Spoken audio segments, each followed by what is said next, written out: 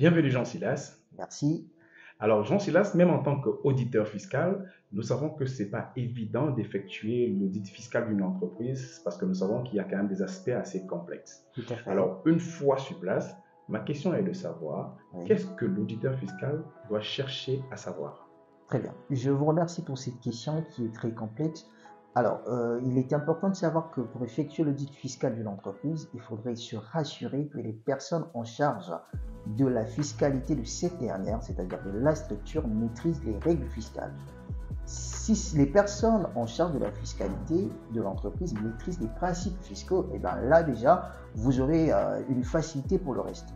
Alors Jean Silas, parlons du reste justement, j'aimerais savoir, Oui. est-ce qu'il n'y a pas de documents spécifiques qu'il faudrait demander à l'entreprise ou alors des aspects spécifiques sur lesquels il faut s'attarder?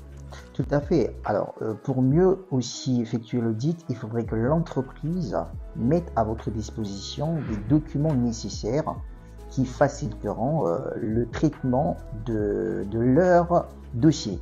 C'est-à-dire, quand je parle des documents, je fais allusion aux factures, d'accord, aux fiches de caisse, des fiches d'encaissement et de décaissement. Alors, c'est vrai, une fois que l'auditeur a tout cela, il arrive parfois dans une entreprise que, à la fin d'un audit, Oui, l'auditeur se rende compte d'une anomalie, par exemple.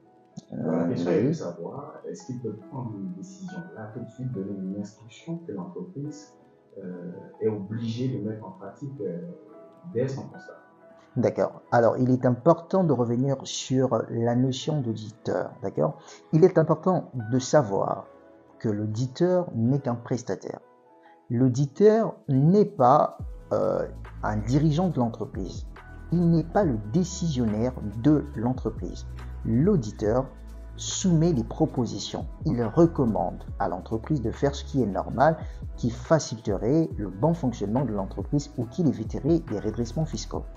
Alors, dans ce cas, si c'est lui, effectivement, qui fait ces recommandations sans avoir la charge, si on peut dire, de s'assurer que cela soit exécuté comme il se doit, si le patron refuse ou alors si le chef d'entreprise refuse, alors dis-nous, Jean Silas, est-ce que l'auditeur pourra assumer la responsabilité ou alors c'est uniquement le chef d'entreprise? D'accord.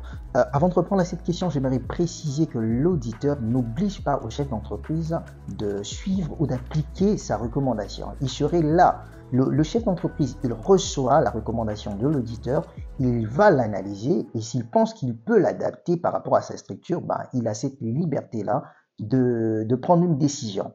Alors, si le chef d'entreprise refuse d'appliquer les recommandations venant de l'auditeur, et ben, si à l'avenir un redressement fiscal se présenterait, il en sera lui-même responsable. Sinon, il en serait responsable dans cette condition-là.